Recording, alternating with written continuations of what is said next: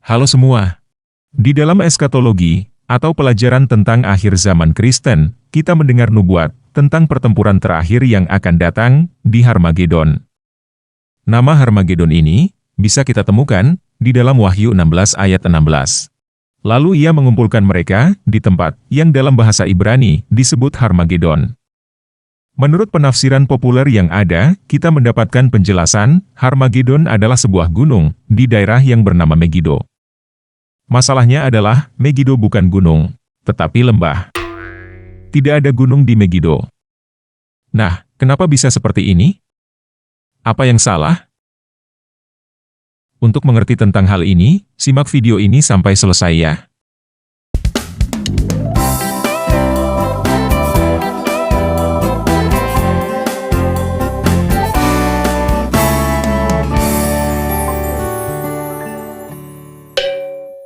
Yuk kita baca dulu Wahyu 16, ayat 12-21, terjemahan ILT.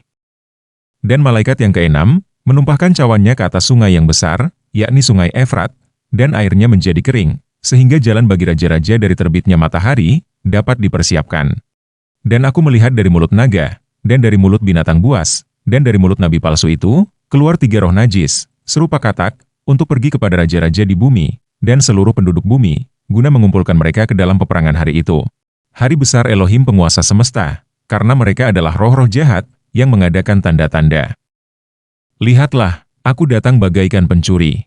Berbahagialah mereka yang berjaga-jaga dan memelihara jubahnya, sehingga dia tidak berjalan telanjang, dan mereka melihat aib ketelanjangannya. Dan dia mengumpulkan mereka di tempat yang disebut dalam bahasa Ibrani, Har-Megiddo. Dan malaikat yang ketujuh menumpahkan cawannya ke angkasa, dan suatu suara nyaring keluar dari tempat kudus surga. Dari tahta itu, seraya berkata, sudah terjadi. Dan terjadilah gemuruh dan guntur dan kilat. Juga terjadi gempa bumi yang dahsyat, sebagaimana yang belum pernah terjadi sejak terjadinya manusia di muka bumi. Suatu gempa yang sangat hebat dan dahsyat. Dan terjadilah, kota yang besar itu menjadi 3 bagian, dan kota-kota bangsa-bangsa runtuh. Dan Babylon yang besar itu diingat di hadapan Elohim, untuk memberikan kepadanya cawan anggur kemarahan murkanya. Dan setiap pulau menghilang, dan gunung-gunung tiada didapati. Dan hujan es yang besar, seukuran 1 talenta, jatuh dari langit ke atas manusia. Dan manusia menghujat Elohim, karena bencana hujan es itu. Sebab sangat besarlah bencananya. Nah, kitab Wahyu ini, bahasa aslinya ditulis dalam bahasa Yunani. Di situ dikatakan, dia mengumpulkan mereka di tempat yang disebut dalam bahasa Ibrani, Harmagedon. Jadi, Harmagedon yang ada di Wahyu 16:16 ini adalah transliterasi dari bahasa Ibrani ke bahasa Yunani. Dan sebenarnya, kata Harmagedon ini berasal dari 2 kata di dalam bahasa Ibrani, yaitu Har, yang berarti gunung atau bukit, dan Magedon, suatu tempat yang disebut Magedon. Nah, bahasa Ibrani tidak memiliki huruf vokal. Dan huruf on di belakang kata Harmagedon adalah bagian dari gramar bahasa Yunani. Jadi, kata dasar tempat ini di dalam huruf Yunani adalah M, G dan D. Jadi nama tempat ini adalah Gunung MGD. Banyak penafsir mendengar MGD, langsung teringat dengan daerah Megiddo. Ini yang membuat penafsiran banyak orang, Harmagedon artinya Gunung Megiddo. Tetapi seperti yang saya sampaikan di awal, masalahnya Megiddo bukan gunung. Tidak ada gunung di daerah Megiddo, karena Megiddo adalah lembah. Jadi ada sesuatu yang salah, jika kita menafsirkan Harmagedon adalah Gunung Megiddo. Karena kenyataannya tidak ada yang namanya Gunung Megiddo. Nah, untuk mengetahui apa yang salah, saya mau mengajak teman-teman untuk membaca Kejadian 10 ayat 19. Dan daerah perbatasan orang Kanaan, adalah dari Sidon, ke arah Gerar, sampai ke Gaza, ke arah Sodom, dan Gomora, dan Atma, dan Zeboim, sampai ke Lasa. Sekarang kita perhatikan 2 nama ini di dalam bahasa Ibrani, Gerar dan Gaza. Kalau kita perhatikan 2 nama ini, huruf depannya berbeda, tetapi kita menyebutnya sama-sama G. Kenapa bisa begitu? Karena bahasa Ibrani memang mempunyai 2 huruf, yang terdengar bagi orang yang bukan Yahudi, seperti G. Yang pertama adalah Gimel, tulisannya seperti ini. Yang kedua adalah Gain, tulisannya seperti ini. Secara sederhana, Gimel lebih dekat dengan G, sedangkan Gain lebih dekat ke H, atau GH. Di dalam bahasa Yunani, tidak ada H. Jadi, Gimel dan Gain sama-sama ditransliterasi menjadi G. Nah, penafsiran Harmagedon menjadi Gunung Megido, karena kita mentransliterasinya balik ke Ibrani, menggunakan huruf Gimel. Teman-teman bisa lihat, kata Megido di dalam bahasa Ibrani ini menggunakan huruf Gimel. Mem Gimel Dalet. Jadinya Gunung Megido. Bagaimana jika kita menggunakan pilihan yang lain? Bagaimana jika kita gunakan huruf Gain?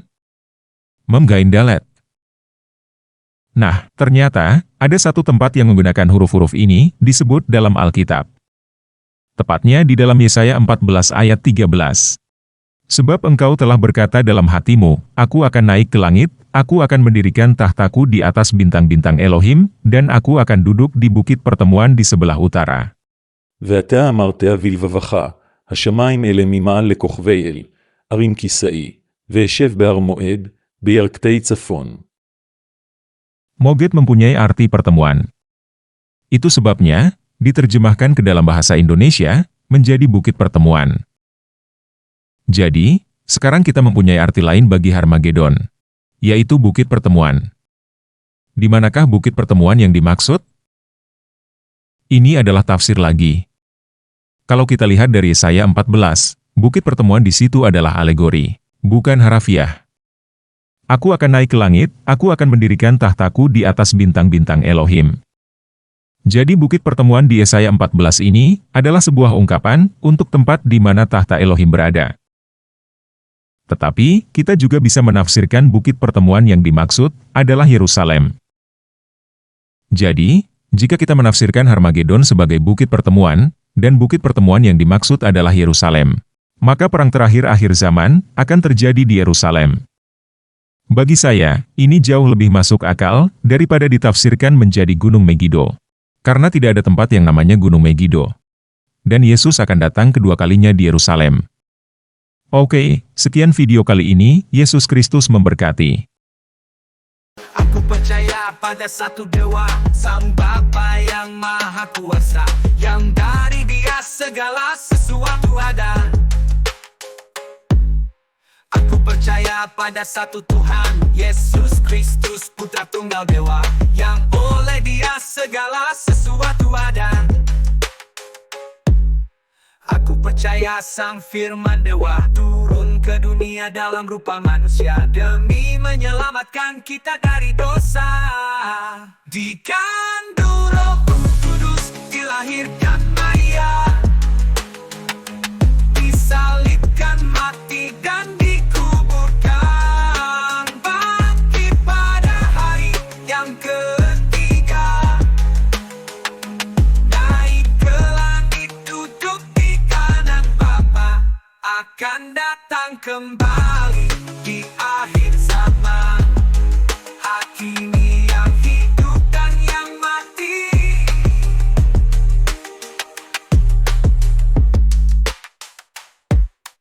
Aku percaya pada Roh Kudus yang berbicara melalui para nabi, satu dengan Bapa dan Putra.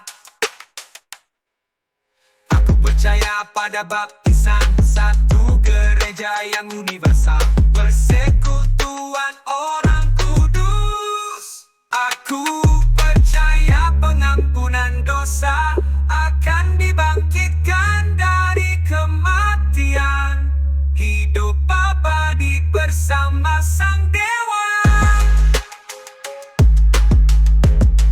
Aku